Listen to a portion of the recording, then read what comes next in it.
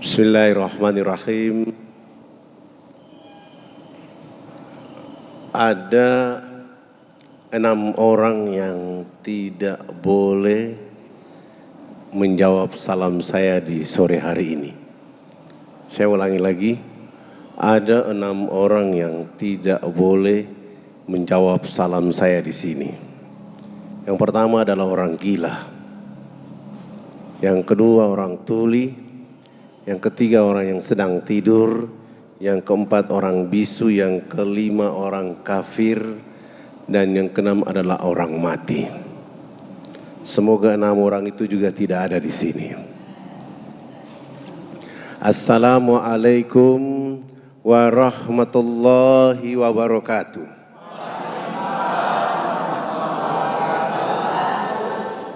Innal hamdalillah nahmaduhu wa nasta'inuhu wa nastaghfiruhu wa na'udzu billahi min sururi anfusina wa min sayyiati a'malina may yahdihillahu fala mudhillalah wa may yudlil fala hadiyalah. Asyhadu an la ilaha illallah wa asyhadu anna Muhammadan abduhu wa rasul. Allahumma salli wa sallim wa barik ala Muhammad wa ala alihi wa ashabihi ajmain. Puji syukur selalu memuji Allah, oleh karena tidak ada yang berjanji untuk bertemu, berkumpul, berjumpa, bersilaturahmi di tempat ini kecuali sudah menjadi rencana Allah Subhanahu wa taala. Alhamdulillah, dengan rencana itulah Allah menggerakkan panitia, tim dakwah Solo menghadirkan kita berduyung-duyung duduk di majelis yang insya Allah diberkahi dan dimuliakan oleh Allah. Semoga duduknya Bapak Ibu di majelis ini seperti sedang berada di dipan-dipan surga Allah Subhanahu wa taala. Salam tering salawat kepada Rasulullah Muhammad sallallahu alaihi wasallam, keluarganya, sahabatnya, tabi'in tabi'id, dan pada akhirnya sampai pada kita semua. Bapak Ibu hadirin saudara-saudaraku yang dimuliakan oleh Allah Subhanahu wa taala. 3 bulan terakhir ini saya rajin ke Solo. Banyak orang yang mencurigai saya, jangan-jangan pilpres, padahal bukan.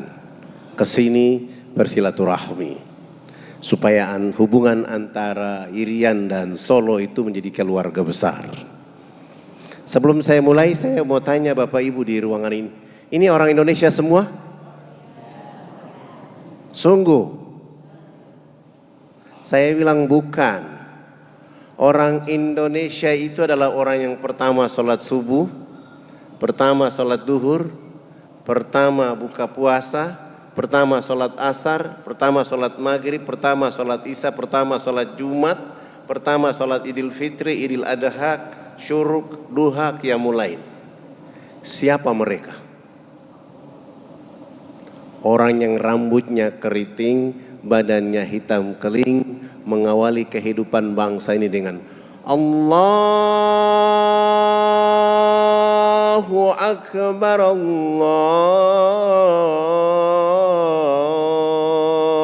Akbar.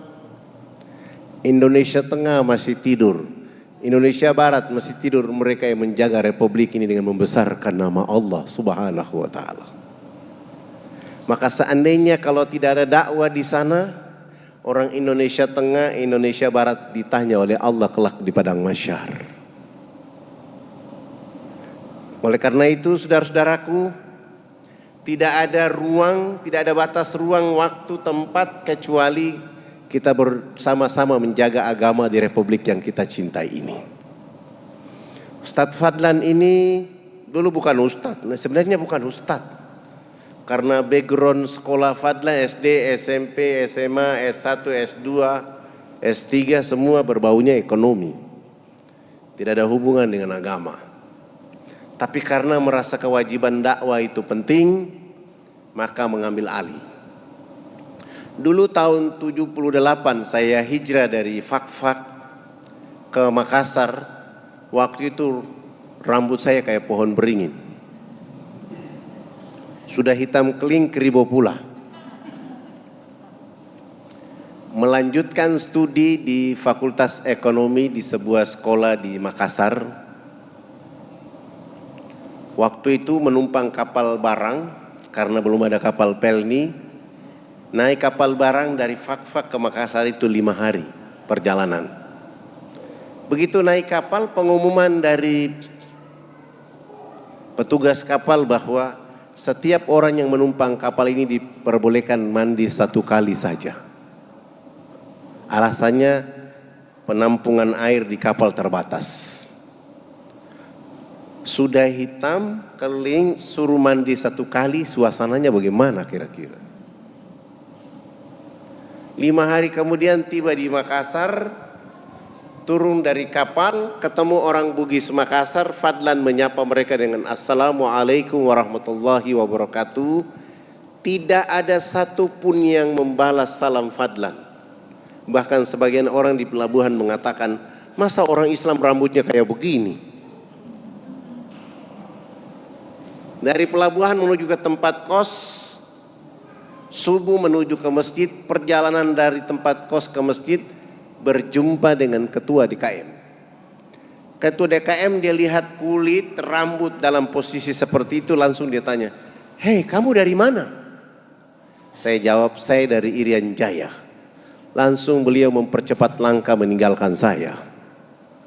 Sampai di masjid, dia perintahkan pemuda-pemuda masjid mengawasi. Dia bilang, awasi orang yang datang itu. Saya tidak tahu. Begitu datang saya menyapa dengan salam, mereka juga tidak balas. Saya menuju tempat wudhu, ada 5 pemuda yang berdiri mengawasi saya di saat wudhu. Selesai wudhu, masuk tahiyatul masjid, mereka awasi. Azan subuh, saya berdiri qobliyah subuh, diawasi. Qomat, saya berdiri berjamaah, ada 2 pemuda yang badannya kekar, berdiri di kanan dan kiri saya. Itu terjadi bukan pada saat sholat subuh, duhur pun demikian, diawasi, asar, maghrib, isya. Selesai sholat isya, ketua DKM menyuruh ketua RT datang ke tempat kos. Assalamualaikum warahmatullahi wabarakatuh. Waalaikumsalam, ada apa Pak? Saya ketua RT di sini. Saya disuruh ke sini karena warga di sini 1 hari ini resah dan gelisah atas kehadiran Anda di sini. Kami belum pernah melihat orang hitam rambut kayak begini masuk ke masjid. Untuk itu, supaya meyakinkan saya sebagai ketua RT di sini, saya disuruh bawa Al-Quran. Tolong Anda baca Quran, nanti saya kasih tahu bahwa Anda Muslim.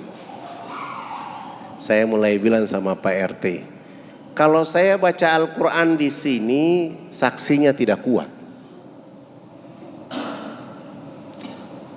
Untuk itu saya minta kepada Pak RT, sebelum saya baca Quran, saya minta tolong Pak RT baca Quran terlebih dahulu. Alhamdulillah, ternyata ketua RT saya tidak bisa baca Quran. Saya langsung kasih tahu beliau bahwa besok subuh saya akan memimpin sholat subuh. Beliau kasih tahu ketua DKM, saya keluar cari tukang cukur rambut saya cukur rapi.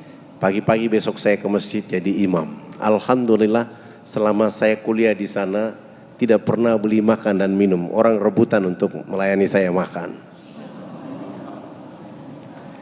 Persoalan berikutnya, saya ke kampus, masalah lagi. Sampai di kampus, di ruangan itu semua orang gagah, ganteng, cantik. Sayalah yang mengotori ruangan itu. Sehingga teman-teman mencurigai saya dan bilang sama dosen mata kuliah agama Islam, segera usir orang ini, dia asal dari Irian Jaya. Saya tidak tahu, saya kebetulan duduk bagian tengah paling depan. Begitu dosen mata kuliah agama Islam dia masuk, menyapa kami dengan salam, selesai dia mengatakan, yang merasa tidak beragama Islam silakan keluar karena hari ini adalah mata kuliah agama Islam. Saya tidak mungkin keluar. Tiba-tiba beliau berdiri dan menghampiri saya dan mengusir saya dari ruangan itu. Keluar! Kamu kan orang dari Irian Jaya kan? Saya baru tahu itu adalah saya.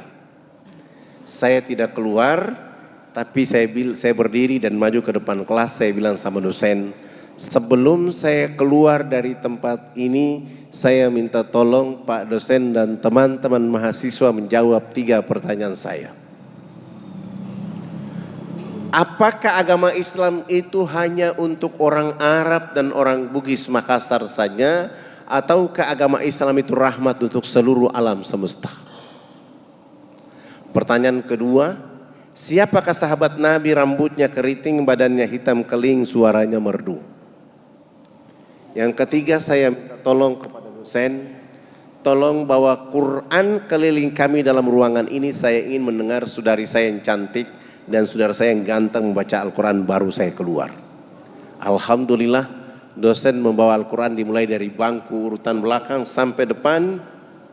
Setelah Al-Quran sudah tiba di teman di samping kanan saya, dia baca Al-Quran selesai, dosen ini ambil Al-Quran, melewati muka saya dan menyerahkan Al-Quran ke teman di samping kiri saya. Saya bilang ini belum yakin juga ini.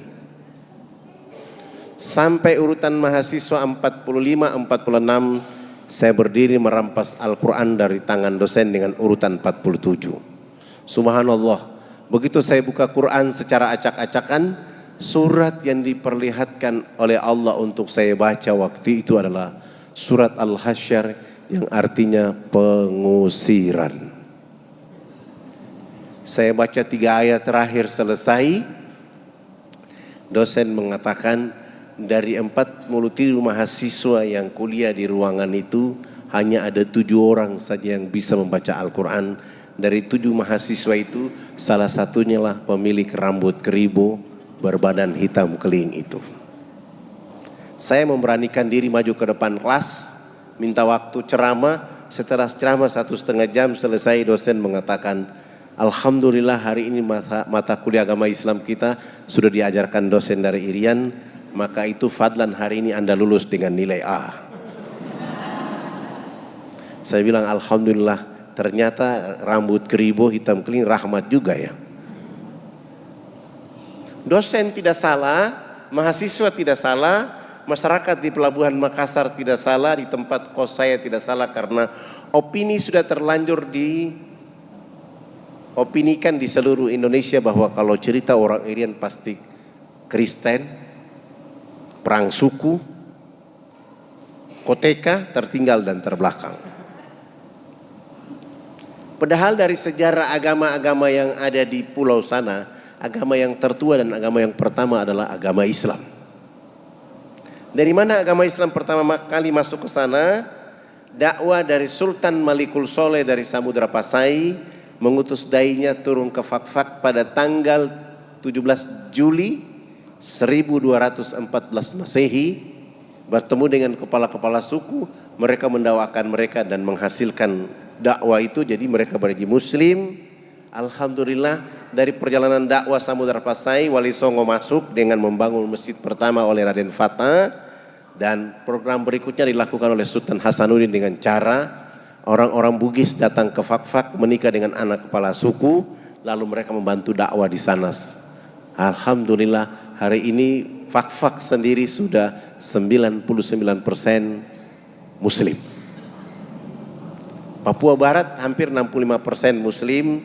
Papua yang tadi tidak ada hari ini sudah menuju 45, menuju 55%. Kita sedang berjuang supaya bisa mengambil 60%, maka kita akan mengumumkan Indonesia emas untuk dunia dari dakwah agama yang kita lakukan. Alhamdulillah, selesai kuliah langsung pulang ke Irian. Langsung jadi PNS, pegawai Nabi SAW. Jadi dai. Pekerjaan saya yang pertama adalah harus bertemu dengan Dewan Gereja Provinsi Irian Jaya di bawah pimpinan salah satu orang namanya Pendeta Alfon. Kenapa saya harus ketemu Pendeta Alfon? Pendeta Alfon ini menggunakan kekuatan gereja agar mengusir saya dari Jayapura. Saya bilang sama beliau, saya orang Islam Irian, Anda orang Kristen Irian. Kita sama-sama bicara negeri ini dengan pembangunan rohani. Beliau tidak mau. Bagaimana cara saya harus bertemu dengan beliau? Jalan satu-satunya saya harus datang ke rumah beliau. Selesai sholat subuh saya jalan kaki ke rumah beliau. Begitu saya jalan kaki kurang lebih 100 meter, saya lihat beliau sedang lari pagi di depan halaman rumahnya. saya tunduk percepat langkah. Ketika saya tunduk mempercepat langkah, beliau lihat saya dan lari masuk ke dalam rumah, pintu rumahnya dia tutup. Saya menghampiri pintu rumah itu dan saya ketuk dari luar. Selamat pagi. Yang keluar dari dalam adalah istri beliau. Pagi, ada apa? Ibu, saya mau ketemu dengan pendeta Alfon. Istrinya menjawab, mohon maaf, Bapak pendeta tidak ada di rumah. Dalam hati saya baru yang tadi lari masuk itu siapa? Saya pulang. Besok pagi hari kedua saya datang lagi. Selamat pagi. Anak pendeta yang keluar mengatakan mohon maaf Bapak tidak ada di rumah. Saya pulang hari ketiga saya datang lagi, selamat pagi. Anak berikut dari pendeta keluar mengatakan tidak ada di rumah. Saya pulang hari keempat saya datang lagi, selamat pagi. Istri pendeta yang keluar masih saja mengatakan tidak ada di rumah. Saya pulang hari kelima saya datang lagi, selamat pagi. Istri pendeta lagi yang keluar masih saja mengatakan tidak ada di rumah.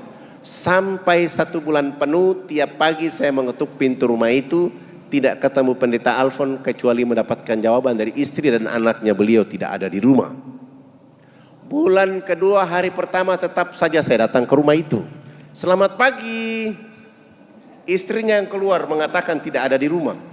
Saya pulang hari kedua, bulan kedua saya datang lagi, selamat pagi.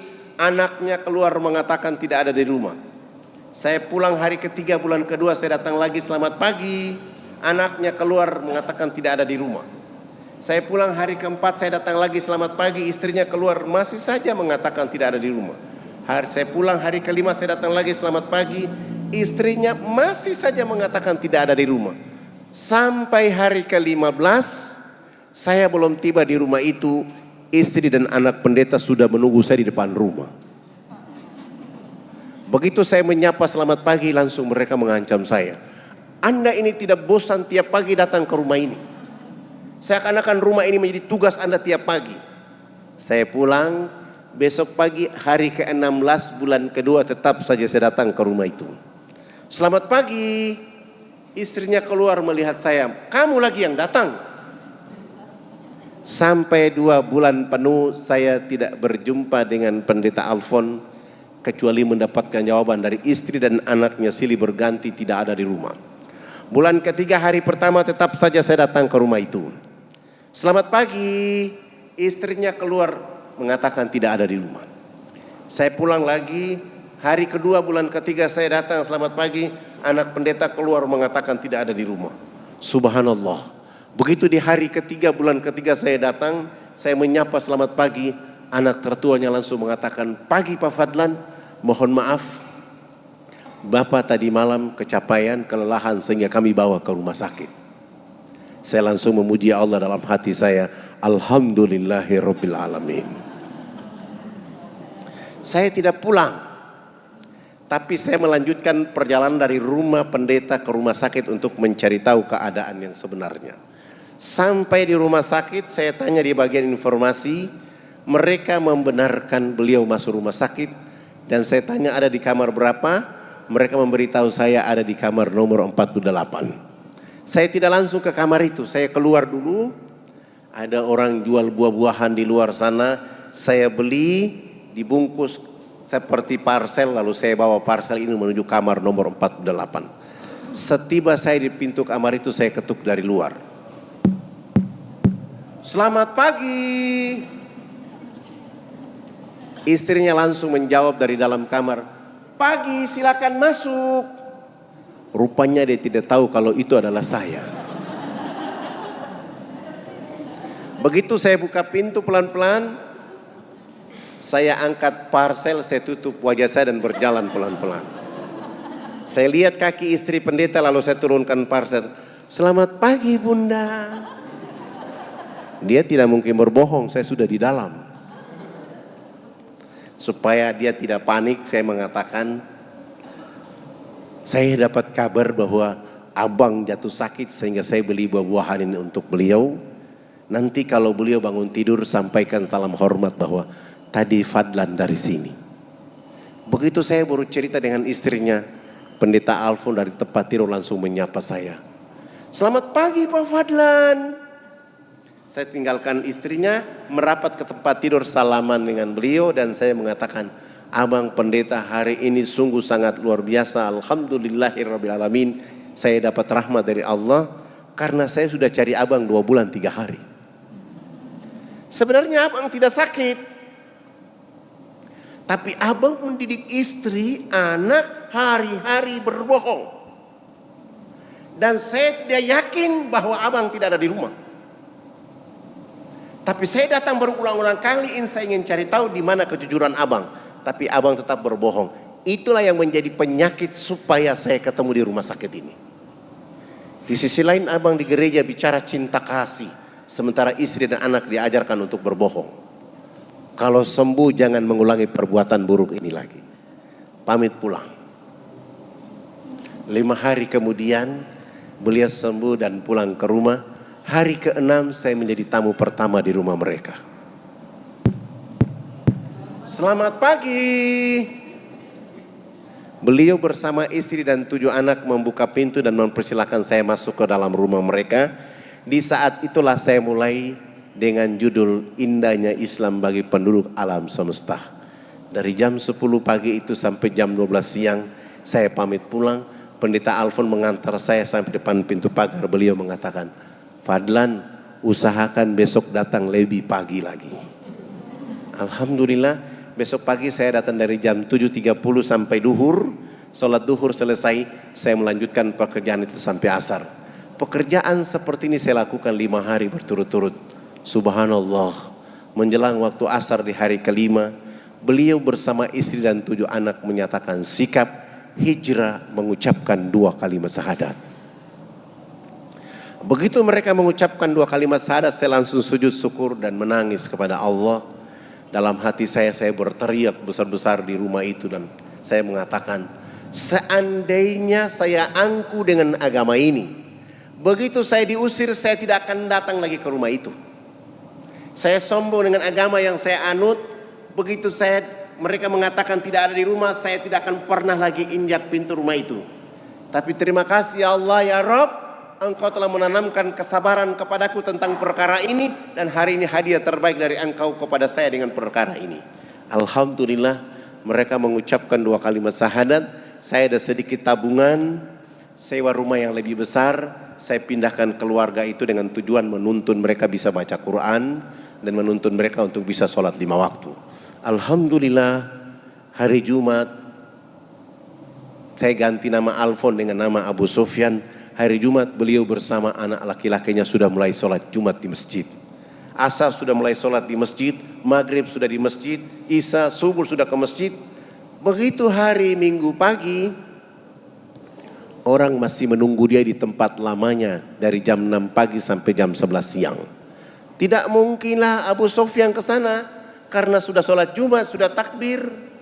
Konsekuensi dari dakwah itu akhirnya Fadlan dicari, ditangkap tanpa proses BAP, langsung dimasukkan nginap di penjara selama 3 bulan. Alhamdulillah. Setelah menikmati 3 bulan itu selesai keluar, saya bilang sama teman-teman, dakwah tidak boleh berhenti. Kami mulai bergeser dari Jayapura ke kampung itu kurang lebih 179 km. Begitu kami sampai di sana, turun dari kendaraan, saya menuju rumah kepala suku. Ternyata kepala suku berdiri di balik pintu rumah dengan tombak.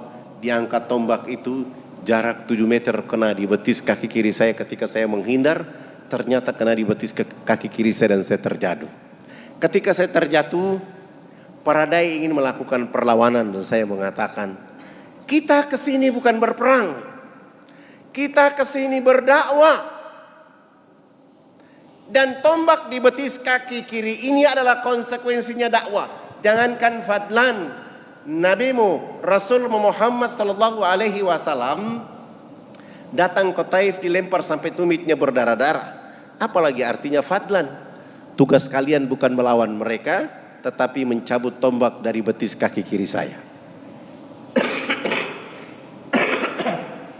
Alhamdulillah mereka cabut tombak dari betis kaki kiri saya. saya dilarikan ke rumah sakit. Harus tidur di rumah sakit selama 3 bulan. Setelah sembuh sehat walafiat, saya coba lari pagi, kaki saya sudah kuat dan saya bilang, tidak ada alasan lain kecuali kita kembali ke kampung itu lagi. Teman-teman mengatakan, Ustadz sudah dipanah di sana, sudah ditombak di sana, untuk apa kita ke sana? Saya mengatakan, jangan kamu bangun kebencian dengan manusia. Tugas kita berdakwah. Akhirnya mereka ikut dan kami kembali ke kampung itu. Begitu kami tiba di kampung itu, saya turun lagi dari kendaraan menuju rumah kepala suku. Anak tertua kepala suku ada di halaman rumah dan saya tanya, abang, ada bapak kepala suku? Anaknya mengatakan, minta maaf, bapak ada di rumah tapi sudah 2 minggu ini sakit, terserang penyakit malaria. Kami tidak bisa bawa ke rumah sakit karena kami tidak punya mobil, kami tidak punya uang. Langsung saya jawab, kami datang ke sini untuk menjemput bapak kepala suku, abang dengan ibu, dibawa ke rumah sakit. Nanti kami yang biaya seluruhnya, kami yang bayar. Alhamdulillah kami bawa kepala suku ini ke sana.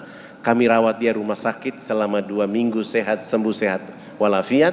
Sesudah itu kami cari mereka bekal kehidupan, antar kembali mereka ke kampung halaman. Kami kembali ke kota. 1 minggu kemudian baru kami mulai datang berdakwah di sana. Baru 3 hari kita bicara Islam, kepala suku ini bersama istri dan 13 anak, ditambah dengan 15 kepala keluarga di kampung kecil itu pun hijrah mengucapkan 2 kalimat syahadat. Ribut lagi, Fadlan dicari lagi, ditangkap tanpa proses BAP, langsung nginap di penjara selama 6 bulan. Alhamdulillah. Setelah 6 bulan keluar, saya bilang dakwah tidak boleh berhenti. Dakwah harus seperti air mengalir. Kapan tidak ada air di bumi orang akan kehausan. Begitu juga dakwah. Maka kami naik ke atas bukit untuk berdakwah. Subhanallah, baru berdakwah 2 bulan, Allah kasih hidayah kepada 30 kepala keluarga hijrah mengucapkan 2 kalimat syahadat. Ribut lagi Jayapura, Fadlan dicari lagi, ditahan untuk nginap di penjara selama 9 bulan. Alhamdulillah. Setelah 9 bulan itu selesai, saya mulai berpikir, hari terakhir dari bulan ke-9 mau keluar, orang yang biasa menangkap saya itu datang. Dia buka gembok penjara itu dan dia maki-maki saya di sana. Ruangan ini tidak ada orang lain yang masuk kecuali wajah Anda ini. Kenapa Anda tidak takut dengan penjara ini? Saya bilang, abang, saya bukan maling, saya bukan pembunuh, saya bukan pemberontak, saya juga bukan penjahat. Saya hanya ingin mencerdaskan saudara-saudara saya di negeri ini agar pasti tunduk memuji Allah dan mengikuti Rasulullah Muhammad SAW. Orang kaya abang ini suatu saat akan ditangkap oleh Allah dan disiksa oleh Allah habis-habisan karena abang salah menangkap orang. Bahasa saya ini ternyata membuat dia ketakutan dan dia bilang sama saya, jangan kau kasih takut-takut saya. Begitu keluar dari penjara, saya tidak kembali ke posko dakwah saya. Beliau bawa pulang saya ke rumahnya. Setiba saya di rumah, beliau bilang, ceritakan Islam kepada kami. Alhamdulillah, ini dakwah saya yang paling tercepat. 8 jam kemudian, beliau bersama istri dan 5 anak pun hijrah mengucapkan 2 kalimat syahadat. Saya mulai berpikir, tidak ada pekerjaan yang paling bergengsi di dunia ini kecuali berdakwah. Siapa yang melakukan pekerjaan ini dengan asyik, Allah akan ganti dengan hidayah lebih cepat daripada angin. Tapi di saat dia dengan asyik itu, dia pasti difitnah, dicemooh, ditangkap, difitnah, dilempar, ditombak, bahkan dipenjara, mau dibunuh. Tapi Allah akan ganti dengan hidayah lebih cepat daripada angin. Mulai melirik dari Jayapura menuju pegunungan. Tidak punya uang, mau dan tidak mau kami harus jalan kaki. Berapa lama jalan kaki dari Jayapura ke gunung itu? 3 bulan.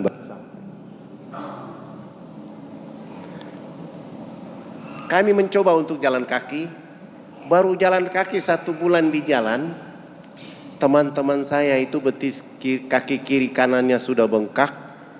Mereka mulai tidak kuat mengangkat kaki kanan dan kaki kiri. Mereka bilang, kalau kita memaksa diri sampai ke lokasi, kita belum berdakwah, kita sudah dibunuh orang karena energi tenaga kita sudah habis. Akhirnya kami kembali ke Jayapura. 2 bulan tidak ada dakwah. Bagaimana caranya bisa sampai ke lokasi itu? Saya menghadap kepala desa, nama-nama kami semua saya ganti. Yang nama Zainuddin saya ganti dengan nama Paulus. Yang nama Zainal Abidin saya ganti dengan nama Markus.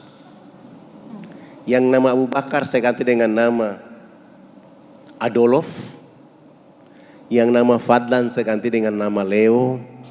Dengan cara ini baru kami bisa menumpang pesawat misionaris. Begitu kami beli tiket, kami semua diterima dengan KTP palsu itu. Besok pagi mau terbang, sore hari sudah menyiapkan modal sabun mandi 7 karton, sampo 7 karton, odol sikat gigi 7 karton, dan pakaian layak pakai 7 karung. Mencoba untuk memulai dakwah. Alhamdulillah 45 menit kemudian pagi hari itu kami terbang, tiba di lokasi. Kami disambut oleh saudara-saudara kami di sana, tapi sayang mereka semua dalam keadaan tidak berbusana kecuali menggunakan cawat. Cawat itu bahasa kerennya koteka. Ketika melihat kondisi ini saya mulai bilang, kalau begitu 1 minggu pertama kita tidak berdakwah. Kita melakukan interaksi sosial dengan mereka, pendekatan dengan mereka. Begitu bermain dengan mereka, sudah akrab dengan mereka, sudah dekat dengan mereka, lalu saya tanya, kenapa sampai Bapak Ibu di sini berpakaian seperti ini? Disitulah saudara-saudara kita menjawab, kami dilarang tidak boleh pakai pakaian karena baju yang kami pakai ini menjadi pakaian termahal di dunia atas nama kebudayaan. Sudah pakai pakaian koteka seperti itu, mereka juga dilarang tidak boleh mandi. Boleh mandi tapi hanya melulurkan tubuh badan mereka dengan minyak atau lemak babi. Berdiri jarak 500 meter dari arah mata angin kita yang hancur. Bau ya tidak enak. Sudah dalam keadaan tertinggal, terbelakang, bau badan seperti itu. Orang asing bawa minuman keras masuk ke pedalaman. Kasih minum saudara-saudara kita di sana, mereka minum, mereka mabuk. Ada yang teler tidur di bawah pohon, ada yang di pinggir jalan. Ada ibu-ibu kita yang melahirkan di sana seperti binatang yang beranak di bawah pohon. Begitu bayinya keluar, untuk memutuskan plasenta dengan bayi, mereka pakai ujung batu yang tajam. Sesudah itu ibu manusia dilarang untuk menyusui anaknya dengan air susu di sebelah kanan. Dia hanya boleh menete anak kandung dengan air susu di sebelah kiri, sementara air susu di sebelah kanan dipakai untuk menyusui anak babi. Ketika kami melihat keadaan itu, kami semua sujud dan menangis minta ampun. Dosa apa lagi kami hari ini? Saya langsung menjawab, tidak ada cara lain dan tidak ada agama lain yang bisa melakukan itu kecuali agama yang dibawa oleh Nabi Muhammad SAW. Dengan cara apa? Dakwah. Saya mentadaburi surat 16 ayat 125 surat An-Nahl. A'udzubillahi minasyaitonirrajim. Ud'u ila sabili rabbika bil hikmah wal mau'izatil hasanah wajadilhum billati hi ahsan. Minggu kedua dakwah dimulai. Kami coba bawa salah satu kepala adatnya, kepala sukunya, kami bawa dia ke sungai. Sampai di pinggir sungai saya bilang, Bapak, cawatnya dibuka dulu. Setelah beliau buka itu pakaian adatnya, beliau bersama kami langsung jebur masuk dalam sungai. Setelah itu naik, saya suruh dai berdiri depan dengan sabun, sampo, odol sikat gigi. Saya di belakang mereka dan kepala suku di samping kanan saya. Saya ambil satu sabun, saya kasih kepala suku dan saya bilang, Bapak kepala suku ikut gerakan kami. Kami gosok sabun di sebelah kanan, kepala suku ikut gosok sabun di sebelah kanan. Kami gosok sabun di sebelah kiri, kepala suku ikut gosok sabun di sebelah kiri. Tubuh badan kami sudah penuh dengan busa sabun.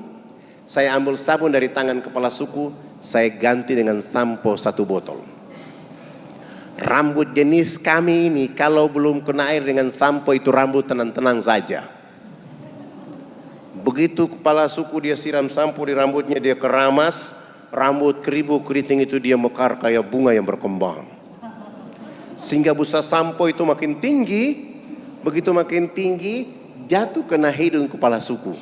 Kepala suku ini mencium bau harum dari sampo, langsung pergi, tidak mau lagi bilas dengan air. Begitu dia jalan, para dai mulai mengatakan, "Bapak kepala suku, harus disiram dengan air." Kepala suku menjawab, "Tidak anak, ini wangi." Rupanya selama hidupnya baru pertama mencium bau harum. Alhamdulillah, kepala suku ini 6 hari berturut-turut mandi tidak pernah bilas dengan air. Di hari ke-6 bersama kami kembali jebur ke dalam sungai, naik sama-sama gosok sabun, sampo. Kami yang lain kembali ke jebur dalam sungai untuk bilas. Kepala suku ini naik pasang koteka dan berjalan. Kelihatan busa berjalan kayak kuntilanak. Kena matahari, busa sampo itu kering, busa sabun itu kering. Kepala suku langsung ke kebun bekerja seperti biasa seorang petani. Jam 2 siang dia pulang dari kebun. Perjalanan pulang dari kebun ke rumah, Allah turunkan rahmat berupa hujan. Kena di tubuh badannya, busa sampo dan sabun yang tadi kering muncul kembali. Beliau gosok-gosok sampai hilang itu busa sampo dan sabun. Allah ganti dengan kesegaran jasmani. Kepala suku ini tiba di rumah, tidur dari jam 3 sore sampai jam 9 pagi hari berikutnya. Pagi-pagi kami sampai ke rumahnya, beliau bangun tidur langsung beliau mengatakan, "Anak, mandi yang benar itu yang anak ajarkan. Bapak kemarin dimandikan oleh Sang Pencipta sehingga Bapak tidur menjadi enak. Selama ini Bapak belum pernah tidur enak seperti tadi malam. Oh, bagaimana kalau pagi ini Bapak ikut mandi?" Dengan senang hati beliau ikut kami ke sungai, mandi, resmi bilas, naik. Beliau itu dari jam 10 pagi sampai jam 3 sore hari itu. Setelah dia bangun tidur, kampanye warga adat masyarakat beliau. Besok pagi yang berkumpul di lapangan dekat sungai sebanyak 3.712 orang. Laki, perempuan, tua, muda, besar, kecil, untuk belajar mandi menggunakan sabun mandi yang kami bawa. Kami ajarkan mereka dari jam 8 pagi sampai jam 12 siang, belum tuntas semuanya. Saya skorsing pelajaran mandi karena kami mau sholat duhur. 1 minggu sebelumnya kami sudah buat panggung di tengah lapangan itu menjadi tempat sholat kami. Saya bilang sama kepala suku, yang sudah mandi jangan pulang, yang belum mandi juga jangan pulang. Nanti kami selesai sholat duhur, kami akan melanjutkan pelajaran mandi. Kami wudhu selesai, kami naik di atas panggung. Yang sudah mandi maupun yang belum mandi, mereka duduk di bawah panggung. Salah satu dai dia qomat dan saya takbir. Allahu Akbar. Teman-teman dai di belakang saya pun ikut takbir Allahu Akbar. Begitu kami takbir, yang sudah mandi maupun yang belum mandi yang duduk di bawah panggung, semuanya serentak berdiri, berputar keliling panggung sholat dengan berlawanan arah jarum jam seakan-akan kami itu Ka'bah. Mereka tawaf. Apa yang mereka lakukan?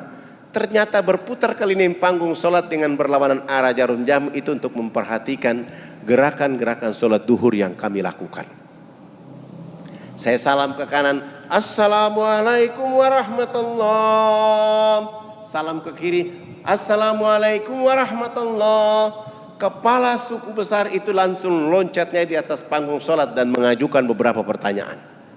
Anak, kenapa anak dengan teman-teman berdiri dan angkat tangan dan mulutnya bicara-bicara? Itu maksudnya apa?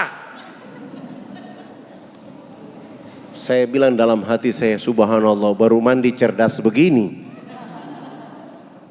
Saya mencoba menjawab pertanyaan yang bisa masuk di akal pikiran mereka. Saya mulai jawab. Bapak kepala suku, mama-mama dan masyarakat, kami 20 dai ini agama kami Islam. Dalam agama kami diperintahkan Tuhan Allah Sang Pencipta dalam 1 hari 5 kali menghadapnya di saat dan waktu yang ditentukan. Tadi kami berdiri mengangkat tangan, itu artinya kami menyerahkan sepenuhnya kami punya jiwa, kami punya raga, dan kami punya kehidupan ini kepada Tuhan Allah. Yang kami bicara-bicara adalah Allah Maha Besar. Jiwa, raga, dan kehidupan kami ini kecil sehingga tangan kiri kami malu menutup dada kami, tangan kanan kami malu menutup tangan kiri dan dada. Terserah Allah mau menghukum kami terserah, mau memberi kami hadiah terserah, karena kami sudah menyerahkan sepenuhnya jiwa, raga dan kehidupan kami kepada Tuhan Allah. Kepala suku mendengar penjelasan saya, langsung beliau mengatakan, oh, ini agama yang benar. Menurut Bapak kami sudah Islam. Beliau mengajukan pertanyaan berikutnya, tapi kenapa sesudah itu anak dengan teman-teman bongkok badan? Apa artinya bongkok badan? Kenapa ruku? Saya jawab, kami bongkok badan itu supaya kami melihat di bumi ada fasilitas yang dikasih oleh Allah. Pasir, tanah, batu, air, hewan, tumbuhan, semua itu pemberian Allah kepada manusia, dinikmati, dilindungi, karena masih ada manusia berikutnya. Oh, ini agama yang benar. Menurut Bapak kami sudah Islam. Tapi kenapa sesudah itu anak dengan teman-teman tunduk mencium papan itu? Apalagi artinya? Kenapa sujud? Saya jawab, kami tunduk mencium papan pertanda kami menangis atas dosa kejahatan yang kami lakukan di bumi, sehingga kami merendahkan kepala kami minta ampun. Kenapa kami lakukan itu? Sebentar kami mati nanti kami punya kulit, daging, tulang, darah akan dilebur kembali menjadi tanah. Sebelum dilebur kembali menjadi tanah, kami menyatukan telapak tangan, kepala, lutut dan kaki, tunduk menangis minta ampun kepada Dia Allah yang Maha Tinggi. Tapi kenapa sesudah itu anak dengan teman-teman lihat ke sebelah kanan mulutnya bicara-bicara, lihat ke sebelah kiri masih bicara-bicara? Salam dia bilang bicara-bicara. Saya jawab, kalau tadi kami mengangkat tangan adalah menyerahkan sepenuhnya jiwa raga kami bongkok badan untuk melihat apa yang diberikan oleh Allah. Sesudah itu minta ampun, selesai minta ampun kami lihat ke sebelah kanan. Kalau di tempat ini belum ada orang yang tahu mandi, tugas kami datang ke sini untuk mengajarkan orang bisa tahu mandi. Di tempat ini belum ada orang yang tahu berpakaian, tugas kami mencari pakaian dan menutup tubuh badannya. Ada yang lapar, tugas kami mencari makan. Ada yang sakit, tugas kami mencari obat. Sesudah itu melihat ke sebelah kiri, kalau di tempat ini belum ada mengenal Allah dan Rasulnya, kami hadir di sini memperkenalkan Allah dan Rasulnya kepada mereka. Begitu mendengar penjelasan saya, kepala suku besar itu langsung mengatakan, kalau begitu kamu semua ini turun duduk di bawah. Kami 20 dai turun bergabung dengan masyarakat di bawah. Kepala suku ini memanggil kepala-kepala suku lain naik di atas panggung. Bukan sholat tapi mereka rapat membahas kehadiran kami di sana. Setelah rapat selesai, kepala sukunya menyampaikan pengumuman. Hari ini kita senang karena anak-anak ini sudah datang mengajarkan agama yang benar. Dalam rapat adat kami sepakat bahwa kita semua masuk ke dalam agama anak-anak ini. Begitu mendengar kalimat itu kami 20 dai semua sujud syukur dan menangis kepada Allah. Malu karena tidak bawa apa-apa kecuali sabun, sampo, sikat gigi dan pakaian apa adanya untuk mereka. Menguatkan hati saya mulai membimbing mereka mengucapkan 2 kalimat syahadat. Setelah mereka mengucapkan 2 kalimat syahadat selesai, proyek berikut yang kami lakukan adalah mengganti nama-nama mereka. Yang nama Paulus kami ganti nama dengan Abdul Halim, Abdul Hakim, Zainal Abidin, Musa, Ibrahim, Abu Bakar, Abdul Rahim. Dan itu nama-nama yang paling cocok jika orang Irian masuk Islam. Sangat lucu kalau dia masuk Islam badannya hitam, rambutnya keriting dipanggil Suroso. Nggak cocok. Atau dia masuk Islam rambutnya keriting, badannya hitam ini dipanggil Kang Asep. Tidak cocok. Tapi Zainal Abidin, Abdul Muthalib, nama-nama itu yang cocok untuk mereka. Setelah mengganti nama mereka, proyek berikut yang kami lakukan untuk mereka adalah melaksanakan hitanan massal mulai dari umur 7 bulan sampai umur 63 tahun. Alhamdulillah kami dibantu oleh guru, sahabat, teman, kawan, orang tua kami, Kolonel Dr. Mulya Tarmizi dari Angkatan Laut, bawa tentara, polisi, kita bawa ke atas, menghitan saudara-saudara kita di sana. Begitu dalam proses hitanan, beliau bilang sama saya, harus kita kasih tahu Pak Harto, biar pembangunan di sini dipercepat. Saya bilang saya tidak ada akses ke Pak Harto, kalau Tuan Guru punya akses silakan. Langsung beliau bikin fax di fax. Pak Harto bilang, silakan bawa tua-tua adat dan kepala suku menghadap saya. Subhanallah, kepala-kepala suku ini sudah pakai celana panjang, pakai kemeja, bahkan sudah pakai jas, tapi belum bisa pakai sepatu. Karena ukuran kakinya rata-rata nomor 47. Tidak ada jenis sepatu itu, terpaksa kami menggunakan sendal jepit kelebihan tumit. Terbang Makassar terus ke Jakarta. Menginap di Menteng Wisma Haji Jakarta Pusat. Pagi-pagi bangun sholat subuh selesai, sarapan, mandi dan pakaian menuju istana. Begitu kami sampai di istana, Pak Harto mengatakan pertemuannya ditunda. Bukan jam 10 pagi dan bukan di istana. Pak Harto minta supaya lebih baik, lebih akrab di rumahnya jam 5 sore. Akhirnya kami balik ke Wisma Haji, sholat duhur, makan siang, sholat duhur selesai, istirahat, bangun, mandi, sholat asar selesai, kami datang ke Jalan Cendana. Begitu kami datang, Pak Harto sudah berdiri depan pintu rumahnya menyambut tua-tua adat dan kepala-kepala suku. Bersalaman, berpelukan, dibawa masuk ke dalam ruang tamu, dikasih makan, dikasih minum. Pak Harto juga sudah menyediakan bingkisan, oleh-oleh, ditambah dengan uang saku dan tiket. Sebelum menyerahkan bantuan dan uang saku ini, oleh-oleh, kenang-kenangan ini, Pak Harto minta supaya salah satu dari kepala suku bicara konferensi pers. Lalu kepala suku besarnya yang bicara. Bapak tidak pantas jadi presiden. Presiden macam apa hanya bangun Makassar? Karena dia baru lihat Makassar. Presiden macam apa baru hanya bangun Jakarta? Karena dia baru lihat Jakarta. Pemilu nanti saya akan bicara supaya Haji Muhammad Soeharto jangan lagi dipilih jadi presiden. Pak Harto ini bicara, kepala suku ini bicara pakai bahasa daerah, Pak Harto juga tidak tahu. Tapi raut wajah Pak Harto tidak ada prasangka buruk, senyum bahagia, dan Pak Harto minta tolong diterjemahkan. Tidak mungkinlah saya menerjemahkan seperti itu. Itu tidak mungkin.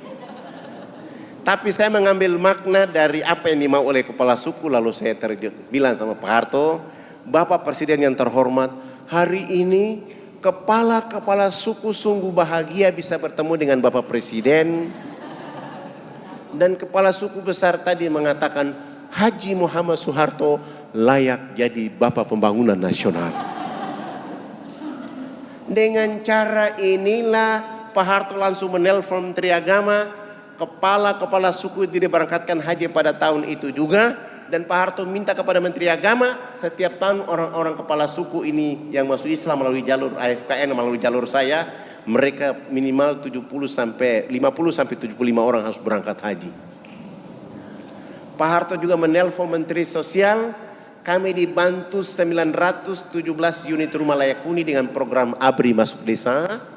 Dan Pak Harto juga menyumbang 1000 karung pakaian, 600 karton sabun, 600 karton sampo, 600 karton odol sikat gigi. Dan Pak Harto juga menyumbang 28 masjid. Dan dakwah dari Jakarta ke kampung sana tidak boleh menggunakan kapal laut, tapi menggunakan kapal pesawat Hercules dari Halim Perdana Kusumo dibawa ke sana. Anak-anak yang sudah syahadat dibawa keluar sekolah di Muhammadiyah Yogyakarta, Muhammadiyah Solo, Muhammadiyah Malang, Muhammadiyah Jakarta. Alhamdulillah Pak Harto sudah tidak ada, tetapi bukti dakwah dan menjaga NKRI-nya terbangun dari bawah ke atas, sehingga orang-orang di sana mulai merasakan bagaimana nilai setelah Pak Harto sudah tidak ada di bumi hari ini. Ini mungkin dari awal cerita. Ada yang mau bertanya, saya persilahkan. Atau ada pemuda-pemuda di sini yang belum menikah, angkat tangan. Ini sudah menikah semua. Antum sudah menikah? Angkat tangan lah. Yang belum menikah. Yang belum menikah ini saya sarankan, janganlah antum menikah wanita solo, rugi.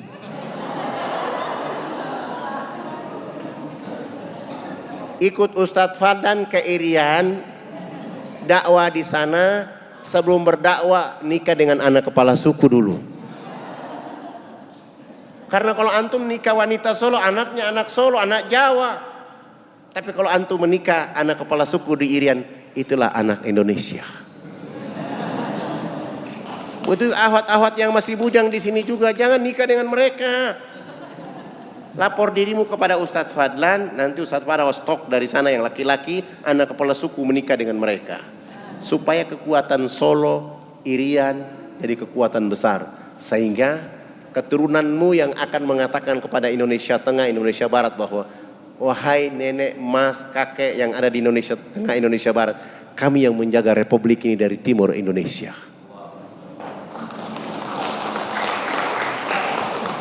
Oke, silakan yang bertanya, saya persilakan.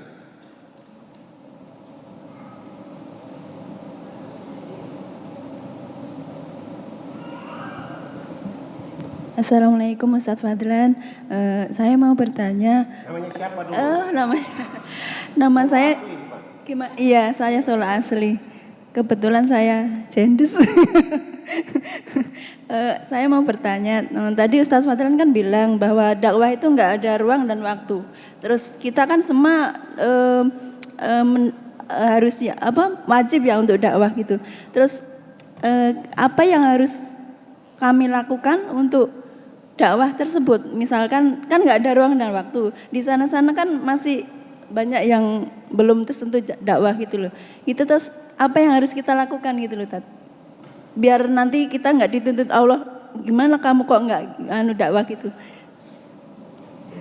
Makasih. Yang pertama yang harus dipahami oleh kita bahwa warisan terbaik dari Nabi Shallallahu Alaihi Wasallam adalah dakwah. Kalau dakwah tidak maksimal, maka kita tidak bisa menemukan titik kemenangan. Dakwah tidak maksimal, maka kita tidak akan menemukan titik kebangkitan. Indonesia ini sudah punya modal mayoritas muslim di dunia. Indonesia sudah punya modal masjid terbanyak di dunia, itu Indonesia. Indonesia juga sudah punya modal majelis taklim terbanyak di dunia, itu juga di Indonesia. Indonesia juga sudah punya modal pesantren terbanyak di dunia, itu Indonesia. Tapi kenapa tidak bangkit? Karena dakwah belum maksimal. Dakwah belum merata. Kenapa belum maksimal, belum merata? Karena sebagian di antara kita berpikir bahwa dakwah itu urusan mereka yang datang dari pesantren, mereka yang SAG, sarjana alam gaib, yang datang dari Timur Tengah, mereka yang sudah punya hafalan. Sehingga ketika mau bertindak terhadap dakwah itu ketakutan. Padahal Nabi SAW dengan hadis yang sangat pendek sampaikan walaupun satu ayat. Makna sampaikan walaupun satu ayat itu artinya semua orang bertanggung jawab menyampaikan pesan dakwah ini kepada siapa saja. Dan dakwah itu kepada dua kelompok. Pertama, yang paling utama kepada orang kafir. Jadi agama Islam ini hadir utama untuk mendakwakan orang kafir. Itu perlu harus difahami oleh kita. Yang kedua, kepada orang yang sudah beragama Islam untuk menjaga akidah dan agamanya. Kenapa berdakwah kepada orang kafir? Supaya jangan mereka dipanggil dengan kata kafir. Jangan. Karena kata kafir itu Allah mencantumkan dalam Al-Quran sebagai bahasa yang paling menyenangkan, supaya karena mereka belum mendapat hidayah dan rahmat dari Allah. Maka tugas kita mendakwakan mereka supaya mereka dipanggil dengan sebutan orang-orang beriman, masuk Islam. Nah, bagaimana caranya? Yang pertama, niat dulu, perhatikan niat dulu. Ada orang berpikir begini, dakwah itu harus dengan uang. Saya bilang tidak. Kalau kapan kita berdakwah dengan uang, kekecewaan yang kita hadapi. Kalau kita ingin dakwah dengan modal, maka ujungnya adalah penyesalan dan tidak akan melakukan lagi. Bukan. Lihat mimpi besar Nabi SAW yang digambarkan oleh Allah dalam surat At-Taubah ayat 128. Anitum harithum alaikum. Menginginkan seluruh penduduk bumi ini bahagia, selamat bersama Allah Subhanahu wa ta'ala. Tugas kita itu. Menyelamatkan semua orang untuk mendapatkan rahmat kebahagiaan dengan Allah Subhanahu wa taala. Dan tidak ada kebahagiaan paling terbaik kecuali dengan Allah. Maka tugas kita menyampaikan dakwah kepada mereka dengan ilmu yang kita miliki, tugas kita mendesak kepada mereka. Tetapi wahai saudara-saudaraku, kalau kita tidak punya ilmu, Nabi mengajarkan kepada kita modal paling besar setelah niat adalah milikilah akhlak yang terbaik dalam hidup. Itu kekuatan dakwah kita. Sekarang saya tanya antum, kalau bicara akhlak saya tanya antum, yang bapak-bapak, yang ibu-ibu, antum ada maling, ini andaikan ini satu kompleks, maling datang ke rumahmu, dia masuk ke dalam rumah ambil emas istrimu 40 gram, uang 35 juta, dia sudah ambil. Dia mau keluar ketahuan oleh warga. Akhirnya warga ribut. Warga sudah siap dengan balok, dengan kayu, dengan bensin untuk bakar dia. Kira-kira apa yang antum lakukan terhadap maling ini? Ada yang bantu saya bisa?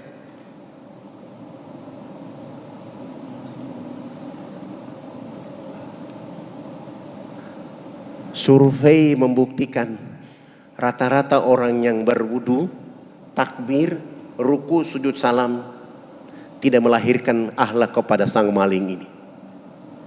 Pasti dia dipukul, dia diancam, dia dilaporkan ke polisi, bahkan dibakar. Padahal esensi maling itu datang kalau kita dengan dakwah kepada dirinya, dia akan bertobat selama-lamanya. Kita sebagai orang yang punya emas dicuri, sebagai suami yang punya istri emasnya dicuri, tampil di tengah-tengah warga yang sedang berdiri dengan tombak, dengan panah, dengan segala macam, dengan palu-palu, dengan segala macam semua. Katakan kepada mereka, hei saudara-saudaraku, istirahat kalian keluar semua. Ini adalah tamu saya. Setelah mereka pergi, bawa maling ke ruang tamu, suruh istri siapkan makanan dan minuman yang enak untuk dia makan. Di saat dia makan minum bilang sama dia, karena antum datang ke sini tidak memberitahu saya, sehingga ala kadarnya saya siapkan. Lain kali antum ke sini 3 hari sebelum datang kasih tahu, saya akan masak ayam 1 ekor untuk dirimu sendiri. Sesudah itu antar dia keluar. Pasti emas yang ada di dalam kantong dia, uang yang ada di kantong dia akan kembalikan dan dia akan bertobat. Di perjalanan dia akan katakan, itulah orang Islam dengan kecerdasan Islam kepada diri mereka. Ini energi yang paling kuat. Niatnya jadi maling, berubah menjadi orang yang beriman. Kenapa saya tanya ini? Karena saya punya kasus. Dia agamanya Protestan, mencuri lagi, bukan lagi mobil tetangga yang mau diambil, dan sudah bawa keluar itu mobil. Ketika warga sudah siap, dia sudah bawa mobil keluar dan mobil diparkir di depan pintu rumah saya. Ketika dia mau dihajar, saya keluar dari dalam rumah dan saya bilang, kalian pulang semua. Ini tamu saya, cuma dia salah jalan, dia kira ini mobil saya, maka dibawa keluar. Saya tarik dia masuk ke dalam rumah. Saya bilang silakan bawa mobil ini pulang. Mobilnya tidak lecet juga, tidak apa-apa. Saya bawa masuk dalam rumah, saya bilang kamu tunggu di sini, kita kasih minum dia, kasih makan dia.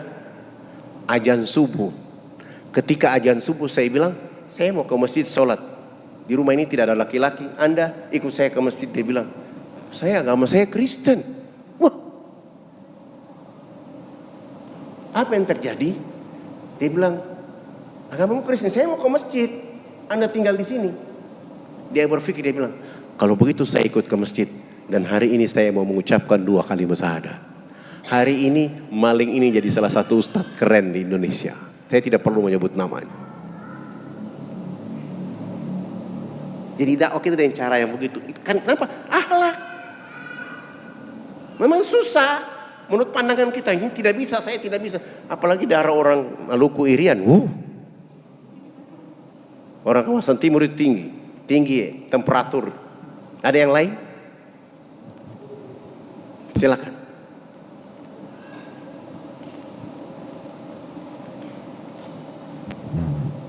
Assalamualaikum warahmatullahi wabarakatuh. Waalaikumsalam warahmatullahi wabarakatuh. Saya cuman pengen tanya gini aja Ustaz.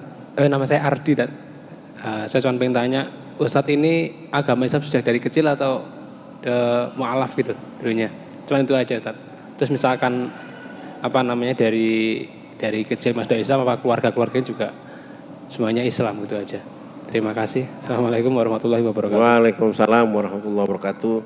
Ustadz Fadlan ini sejak Sultan Malikul Soleh berdakwah ke sana, uyutnya Ustadz Fadlan sudah muslim saat itu. Ayah saya seorang guru agama, dan kami belajar Islam lebih banyak kepada beliau. Ditambah lagi hijrah ke Makassar. Dari Makassar juga datang ke Jawa Timur, ke Ponorogo, ketemu beberapa guru untuk terus menambah ilmu. Ya, ditambah-tambah pergi ke Timur Tengah, ditambah-tambah sedikit, itu menjadi modal. Dan kami lakukan itu terus sampai hari ini. Saya sudah wakafkan diri saya dan keluarga saya untuk pekerjaan ini. Dan saya menganggap itu paling damai, paling asik. Karena saya juga sudah ditawarkan berkali-kali jadi anggota partai. Ada yang sudah transfer uang ke rekening antar mobil dengan catatan keluar bicara dakwah lewat partai. Saya bilang enggak, tidak asik kalau saya di partai karena ada aturan di partai. Itu sudah saya hadapi setiap musim pemilu. Ini tahun kelima dari pemilu saya selalu berhadapan dengan itu. Saya menghindar. Biarlah seperti dai sehingga saya bisa ketemu dengan masyarakat. Dan saya sudah ditawarkan jadi gubernur berapa kali, saya juga tidak mau. Kepala-kepala adat sudah minta saya harus masuk, enggak. Saya mengambil keputusan ini karena satu hal yang harus saya kerja hari ini. Salah satu kepala suku beliau sudah meninggal dunia. Beliau bilang begini, Indonesia itu makmur, sejahtera, Palestina itu merdeka, cuma satu hal yang dilakukan oleh orang di Indonesia. Perbanyak rusa di Irian. Ini kepala suku bicaranya, analoginya tinggi. Kalau mau Indonesia merdeka, Indonesia adil makmur, kalau mau Indonesia adil makmur, Palestina itu merdeka, perbanyak rusa di Irian. Maksudnya perbanyak Islam di Irian. Kalau orang Irian sudah Islam semua, titik kesejahteraan itu akan didapatkan di Indonesia, dan semangat Palestina merdeka itu akan dimiliki oleh Palestina. Karena saudara yang tadi kritik Muslim itu ada yang jadi wacana di dalam Republik Indonesia dan Palestina untuk berdiri bahwa kami adalah pembela agama Allah Subhanahu wa taala. Dan saya sungguh yakin itu. Nanti mungkin lain kali saya minta panitia, kalau saya bicara pakai slide supaya akan saya tunjukkan kenapa kepala suku ini bicara begitu. Saya lihat dalam surat 67 ayat 34, Allah bilang lihat alam semesta ini, lihat sekali, dua kali, tiga kali, kau tidak ketemu apa-apa kecuali sesuatu yang hampa. Sebuah rahasia Allah di balik itu. Dalam bahasa tadabbur bahwa di balik hikmah ayat-ayat Allah itu rahasia, energi hidup untuk menjaga dakwah dan agama ini di Indonesia yang terbaik. Ada yang lain? Silakan.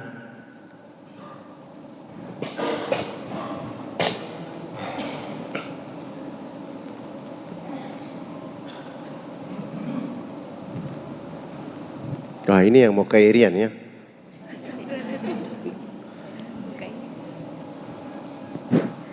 Ustaz mau nanya. Assalamualaikum warahmatullahi wabarakatuh. Waalaikumsalam warahmatullahi wabarakatuh. Silakan nanya. Ustaz mau nanya, kan biasanya orang mu'alaf itu lebih kuat, imannya lebih kuat daripada orang Islam yang udah dididik dari kecilnya. Kenapa itu Ustaz? Karena semangat dia mencari ilmu, sementara orang Islam ya itu aja. Semangat orang mualaf itu mencari ilmu, sementara orang Islam ya itu saja. Apa yang dilakukan oleh orang tuanya itu yang dilakukan. Dia tidak punya modal pemahaman kepada agama. Sehingga kenapa mualaf itu lebih kuat, lebih dahsyat bicaranya, lebih energi, karena dia sudah merasakan bahwa yang pernah dilakukan itu salah, maka peluang memperbaiki dirinya dengan menambah ilmu Islam. Orang Islam sendiri belajar bahasa agama juga setengah-setengah. Kenapa? Karena orang Islam sendiri tidak merasakan indahnya dakwah. Coba saya tanya antum, apakah pernah di lingkungan dekat masjid ini atau di masjid di tempat antum tinggal, pernah kalian selesai sholat subuh, sholat duhur, sholat asar, sholat maghrib, sholat isya, setiap selesai sholat ketua-ketua RT berdiri pintu rumah, pintu masjid masing-masing, absen warga yang masuk ke masjid? Nggak ada. Padahal rukun negara Republik Indonesia ini Qul huwallahu ahad, ketuhanan yang Maha Esa. Nah, kalau ada ayat yang menjabarkan, ada aturan yang menjabarkan berkaitan dengan undang-undang ayat ketuhanan yang Maha Esa, maka setiap warga negara terutama ketua RT berhak mendakwakan warga mereka di lingkungan mereka yang seagama dengan mereka supaya mereka mampu menjaga agama. Itu nggak ada penjabaran ayat itu. Seakan-akan dipamerkan ketuhanan yang Maha Esa.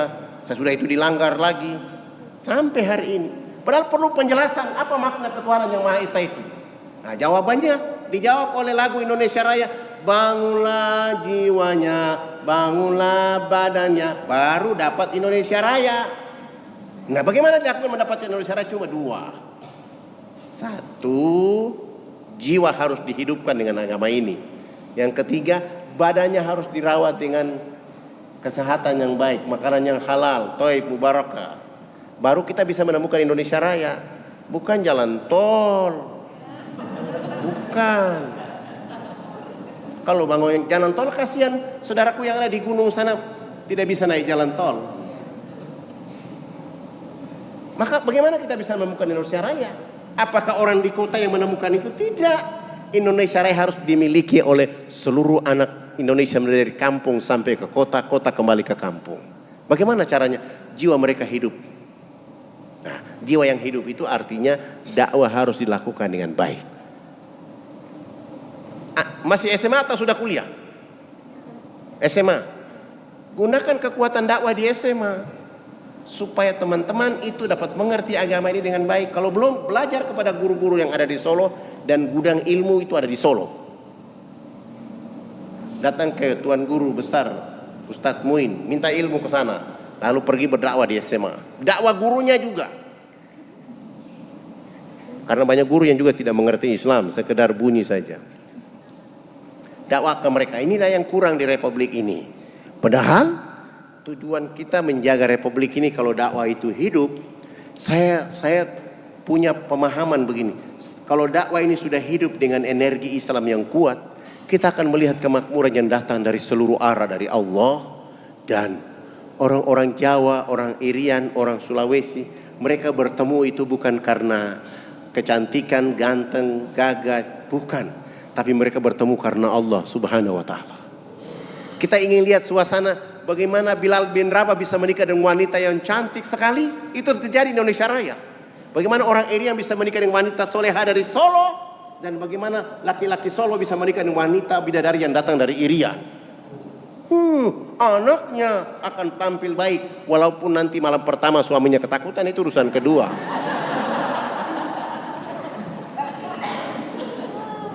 Tapi penting bagaimana kita membesarkan mereka dengan Islam, pemahaman ini.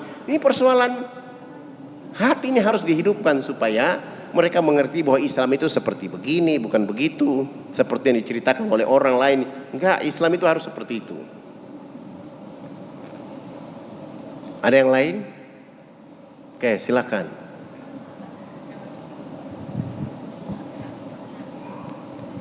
Assalamualaikum warahmatullahi wabarakatuh. Waalaikumsalam warahmatullahi wabarakatuh. Perkenalkan, nama saya Silviana. Saya ingin bertanya sesuatu, Ustadz. Jadi saya ini adalah seorang mu'alaf. Alhamdulillah. Saya ingin bertanya, bagaimana cara saya ini sebagai anak berdakwah pada kedua orang tua saya? Karena saya berharap suatu saat nanti orang tua saya bisa masuk Islam, Ustadz, seperti itu. Lalu pertanyaan kedua, apakah benar jikalau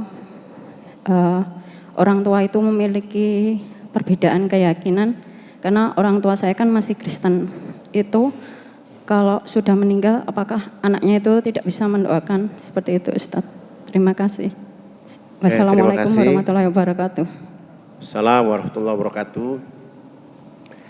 Mbak sebagai seorang mualaf harus berdalam agama, belajar semua agama, belajar semua ilmu dari para guru. Yang kedua, setelah mempelajari Islam harus kuat menghadapi ayah ibu, mendakwakan mereka walaupun mereka janji dengan harta, dengan iming-iming segala macam semua, tetapkan hati dalam Islam. Dan apakah orang tua yang sudah meninggal dalam keadaan Kristen didoakan? Enggak sampai. Doa enggak diterima. Kecuali dia masih hidup, dan itu tugas umat Islam mendoakan seluruh orang kafir supaya mendapatkan hidayah dari Allah, termasuk kepada ayah dan ibumu. Kalau dia masih hidup, doakan dia supaya dapat hidayah dari Allah. Kapan mulainya? Di saat berdakwah dengan mereka, sampaikan hidayah itu, sampaikan Islam kepada mereka dan berdoa supaya mereka dapat hidayah. Saya kasih satu kasus begini. Ada anak SMP, dia orang Ambon. Bapaknya itu dedenggot pembangunan gereja di Indonesia. Anak ini dia bergaul dengan anak-anak Irian yang Muslim, sehingga kelakuan dia kelakuan Islam. Dia tiap hari mencuri sarung dari rumahnya, keluar, dia isi dalam tasnya, begitu sholat maghrib dia ikut sholat maghrib. Dia belum syahadat, tapi dia ikuti teman-temannya yang SMP.